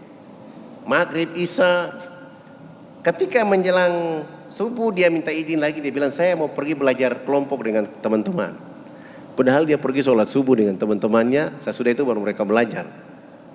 Itu dilakukan terus menerus dan dia merasakan Islam itu indah. Akhirnya dia masuk Islam. Begitu dia masuk Islam, dia pulang ke rumah, dia bilang sama ayah dan ibunya, saya sekarang sudah masuk Islam. Maka bapak ibu tidak boleh lagi marah kepada saya, tidak boleh lagi, oh ini saya sudah Islam. Apa yang dilakukan oleh setelah dia masuk Islam? Dia pergi belajar ilmu bekam. Belajar ilmu bekam, ilmu urut, segala macam, kiropraksis semua selesai. Semua yang berkaitan dengan herba yang diajarkan Nabi dimengerti oleh dia. Begitu bapaknya sakit, dokter mau ke rumah, dia bilang sama ibunya, jangan bawa dokter ke rumah, akulah dokter dari ayah. Sampai ke rumah, bapaknya kena stroke. Dia bekam bapak dan ibunya. Sesudah itu bapaknya dalam keadaan sakit di terapi, dan bapaknya tanya, ini pengobatan apa? Dan dia bilang, ini adalah pengobatan yang diajarkan oleh Nabi yang kalian benci kepadanya. Kenapa saya memiliki masuk Islam? Karena ternyata pelajaran dari Nabi ini membuat tubuh badan kita sehat semuanya. Dia terapi bapaknya, ibunya selama 3 minggu berturut-turut. Minggu keempat sehat walafiat, minggu kelima dia syahadat. Karena terapi anak yang SMP, dari SMP dia rubah ayah ibunya menjadi Muslim. Bapak ibunya menyesal menjadi orang yang membangun gereja di seluruh Indonesia. Itu peranan dakwah. Maka jangan malu kepada orang tua, dia adalah orang tua kita. Apapun agamanya, bersikap dengan akhlak yang baik kepada mereka, sekaligus menyampaikan pesan ayat kepada mereka. Walaupun nanti dia ngotot, pasti dia akan ngotot. Anak kemarin baru masuk Islam sudah datang. Bahkan mereka akan menyatakan bahwa ini baca Quran makanya kamu sesat segala macam semua. Keadaannya mereka begitu. Tapi ini dengan cara itu akhirnya orang tuanya syahadat. Sesudah itu orang tuanya menambil adiknya lagi, kakaknya lagi, sampai mereka semua satu keluarga menjadi Muslim. Ada yang lain? Oke, yang di belakang ini. Sebelum ini saya ya di belakang sekali.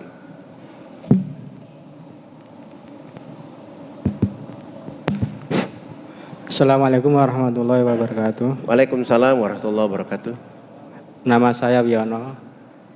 Ustadz, saya mau tanya, tadi Ustadz sempat menyinggung masalah partai politik karena ini sebentar lagi kita mau ada pemilu.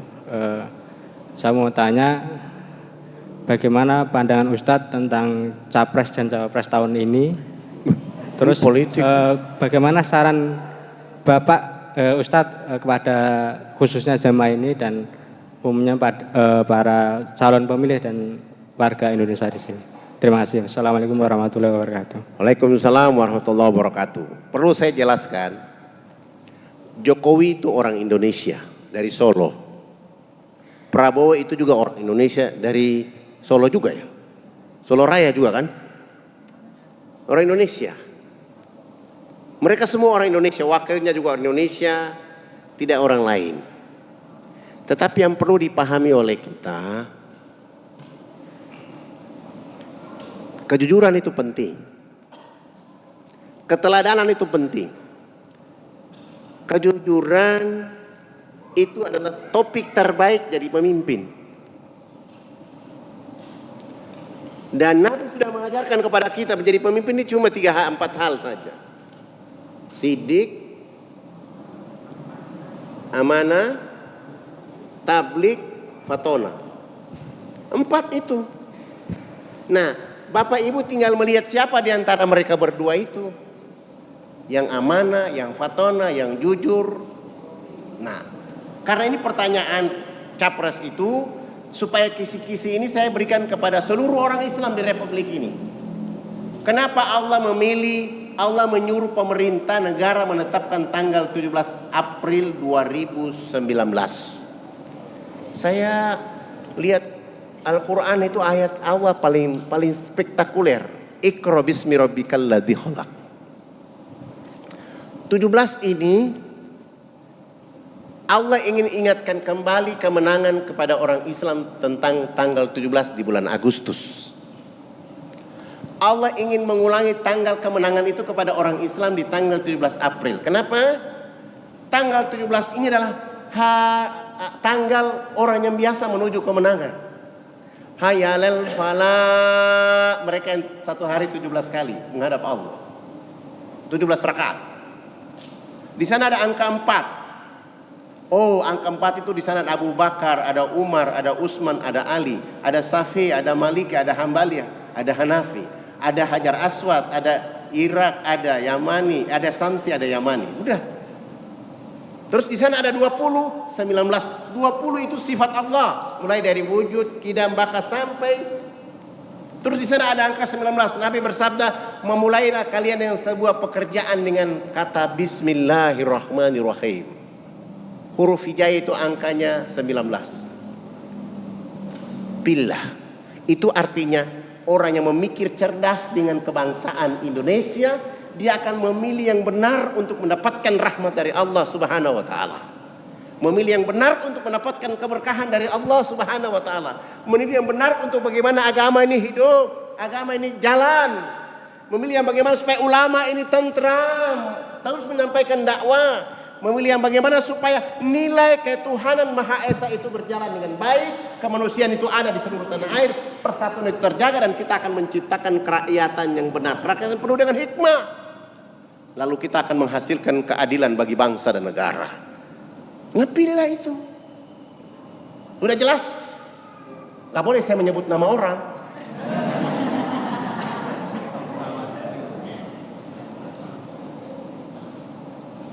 Tinggal Bapak yang punya pikiran. Kalau Bapak tidak berpikir cerdas, berarti Bapak kelompok khatama Allahu ala qulubihim.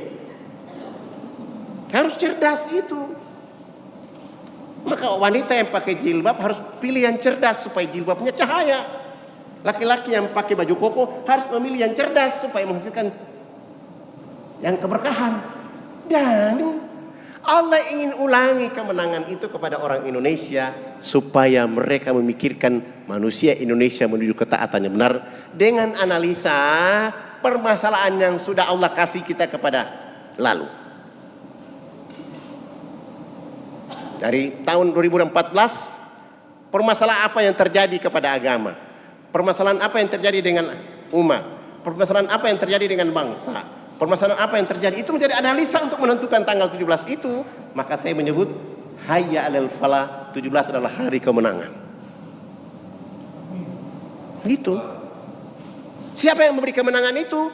Allah sudah sengaja memberi isyarat kemenangan, tinggal umat Islam yang mau mengambil kemenangan ini atau tidak.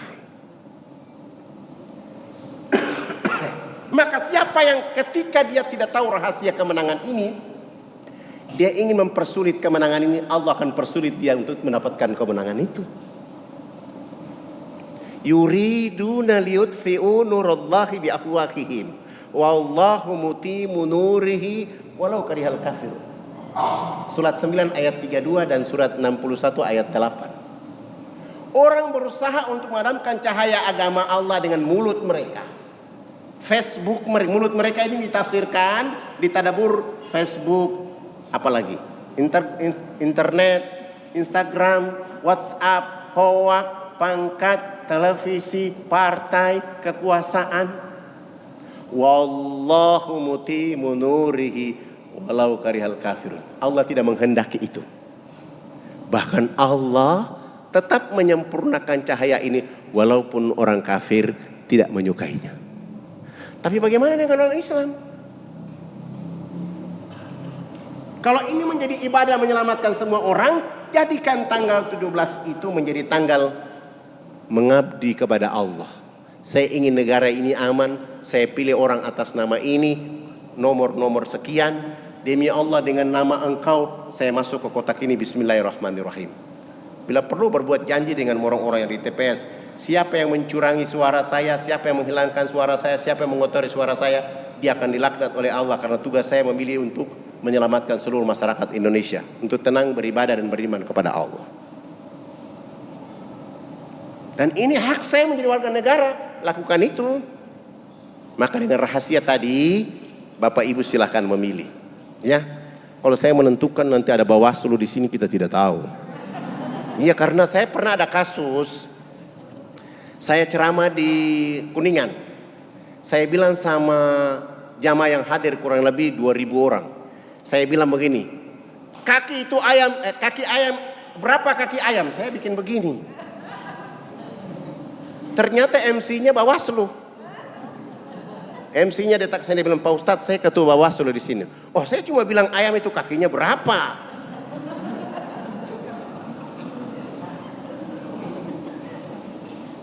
Jadi tidak boleh. Jadi itu nanti ini udah. Tapi era sekarang boleh bicara itu, tapi saya tidak boleh gunakan ini. Nanti orang mengatakan, walaupun masjid ini dijadikan menjadi pusat peradaban, pusat perang, pusat politik, pusat pendidikan, boleh. Kalau ada orang melarang tidak boleh.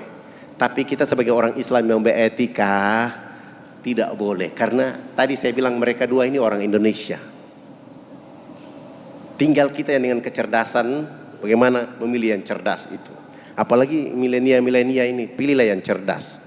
Antum akan makin cerdas. Ya, jangan tanya politik lagi, nggak enak.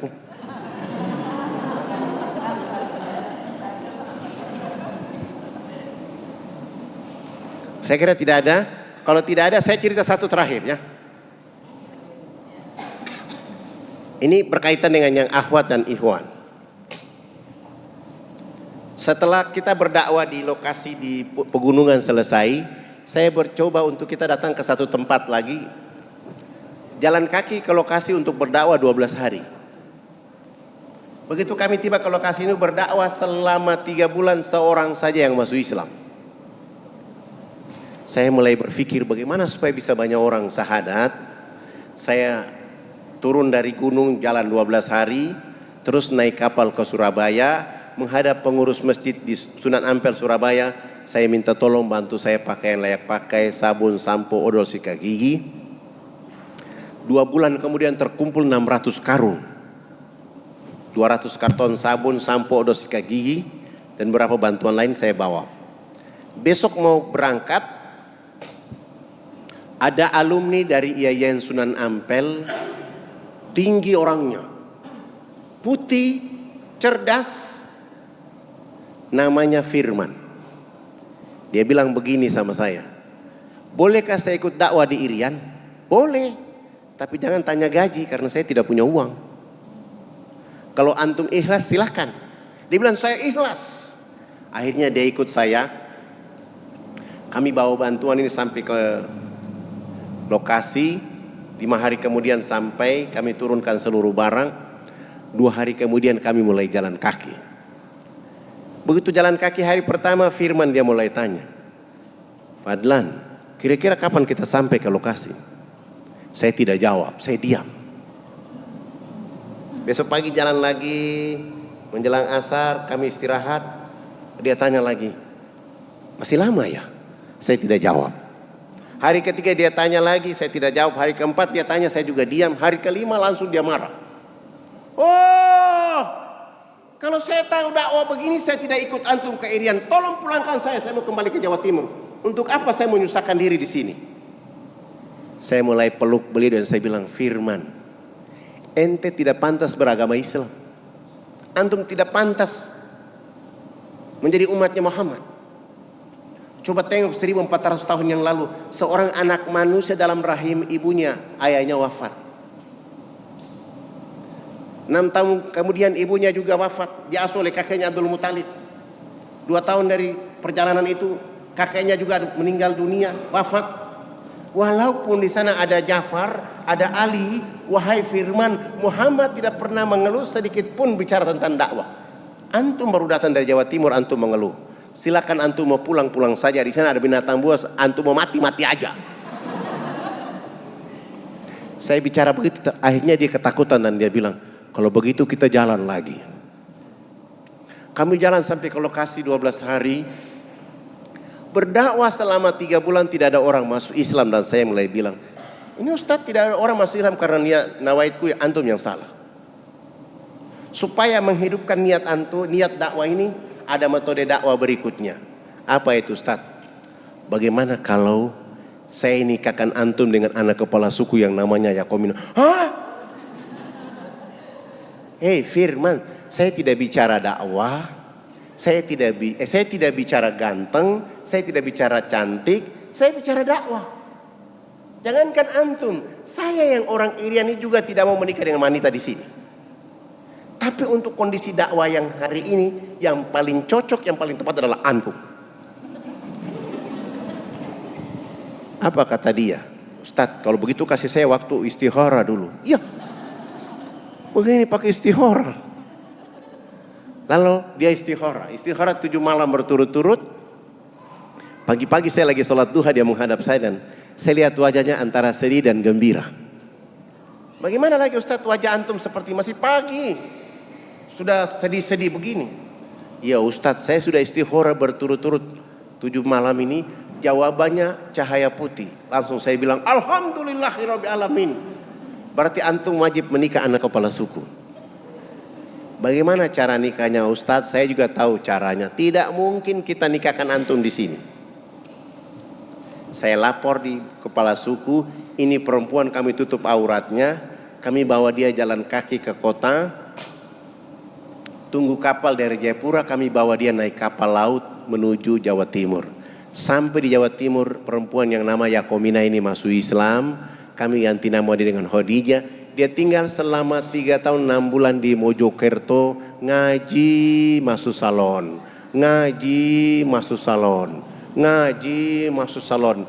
Menghabiskan biaya salon 23.775.000. Rambut kribo itu kami rebonding kasih lurus. Yang tadi ada lemak-lemak itu kami lulur menjadi hitam manis. Begitu dia pakai gamis, jilbab bergo, baru Firman bicara.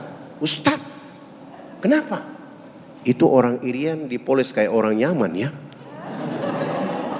Dulu ente tidak mau, sekarang baru memuji. Kira-kira kapan akad nikah? Alhamdulillah 5 hari kemudian Ustadz Firman menikah dengan Khadijah. 3 tahun 6 bulan dia ada di Mojokerto itu bisa hafal juz 28, 29, 30 dan 112 hadis dan dia sudah bisa ceramah. Saya bilang ini modal ini. Akad nikah selesai, saya bilang haram hukumnya 2 pasangan ini tinggal di sini. Karena ulama ustadz di sini banyak. Tugas saya bawa laki-laki ini dan perempuan bawa pulang. Dibawa sampai ke sana, saya mulai berpikir, Kalau kita jalan kaki 12 hari, keringat ini membuat perempuan kembali ke habitatnya.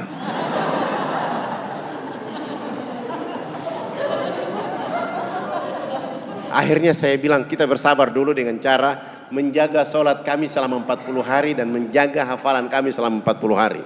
Subhanallah, teman-teman tentara mau terbang ke lokasi, saya lapor dan kami bisa ikut. Besok mau terbang, sore hari itu saya bilang sama suaminya, yang besok berdakwah bukan saya, bukan antum, tapi istri antum. Supaya dakwah ini hidup, istri antum besok pakai jilbab putih, gamis putih, sepatu kaos kaki putih.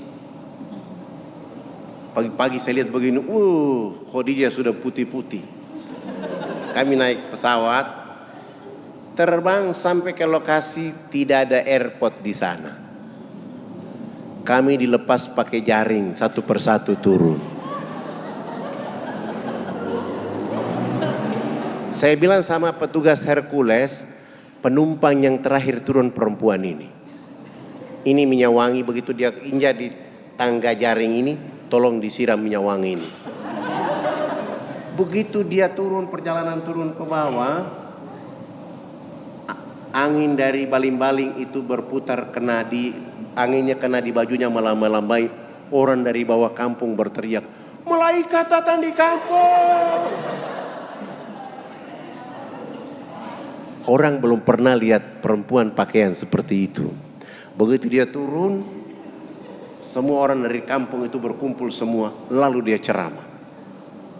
Dia pakai bahasa mereka. Saya bisa bicara seperti begini. Saya bisa pakai pakaian seperti ini. 3 tahun 6 bulan saya ke negeri mereka mengajarkan saya tentang kehidupan dan peradaban. Dan hari ini saya tidak boleh tinggal di sana, saya harus bawa contoh peradaban untuk kita di sini hidup. Agar ayah, ibu, keluarga di sini berubah supaya benar-benar menikmati apa yang dikasih oleh Allah Sang Pencipta di tempat ini. Dia ceramah 1,5 jam, satu perempuan berdiri mengatakan, "Hei Yakomina, kami bersedia masuk Islam, tetapi kami juga cantik seperti kau." Suaminya mulai bilang sama saya, "Pak Ustadz, kira-kira di tengah hutan ini salon mana yang mau datang?" Urusan salon urusan saya, bukan urusan antum. Yang penting mereka sudah ada niat. Kami tinggal kira-kira 1 minggu kemudian, saya mulai turun dengan beberapa teman menunggu kapal dan saya ke Makassar.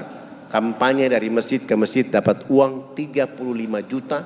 15 juta saya mulai pergi belanja beras kencur, alat dulur, rebonding. Saya belanja semua itu. Saya cari salon mana yang bisa kita pakai. Ada kelompok Wardah, saya bilang 3 bulan 10 juta ya, saya tidak punya uang. Ini dakwah. Akhirnya mereka mau, jangan pakai celana panjang kecuali pakai jilbab. Kami bawa mereka. Dengan uang sisa itu kami sampai ke lokasi. Sampai di sana tidak langsung dakwah. Kita bikin rumah-rumah kecil. Bilik yang pertama isinya cermin. Bilik yang kedua isinya tanah liat. Bilik yang ketiga isinya air, sampo, sabun, odol, sikat gigi. Bilik keempat pekerja salon, kelima pekerja salon, keenam pekerja salon, ketujuh pekerja salon, kedelapan pekerja salon, ke-9 ruang pas, ke-10 cermin. Karena di pedalaman sana belum pernah ada orang lihat wajahnya dengan cermin. Saya mulai suruh antrian panjang ibu-ibu. Begitu ibu yang pertama, dia buka horden bilik yang pertama, dia lihat wajahnya di cermin, ketakutan dan lari keluar. Dia mulai berteriak, "Ada setan!" Hah? Kok pagi-pagi sudah ada setan? "Ibu sini dulu, coba ceritakan ibu lihat apa." Saya buka kain itu, ada orang lihat dari dalam. Itu wajah ibu. Tidak, dia lihat saya. Kalau ibu tidak percaya, sekalian saya buka kain ini, angkat tangan. Itu tangan siapa? Tangan saya. Itu ibu. Oh iya, kita belum pernah lihat wajah seperti begitu. Dipindah ke bilik kedua, tahara dengan tanah liat sebanyak 6 kali, lalu menggunakan sabun, sampo, air. Begitu di bilik ke-9 mereka pakai baju gamis, rambut yang tadi jabri kayak pohon beringin itu ditutup dengan jilbab. Lalu dia di cermin ke-10, alhamdulillah 662 perempuan ditambah 125 kepala keluarga syahadat. Hari ini semen 1 sak di kampung mereka 1.800.000. Masjid sudah terbangun 23 buah di sana. Saya kira itu yang bisa disampaikan pada sore hari ini. Semoga ini menjadi ibro agar kita bisa mampu menjaga dakwah di tempat kita masing-masing dalam rangka menyelamatkan bangsa dan negara yang kita cintai. Mohon maaf lahir batin. Subhanallah bihamdika asyhadu an la ilaha illa anta astaghfiruka wa atubu ilaik. Wassalamualaikum warahmatullahi wabarakatuh.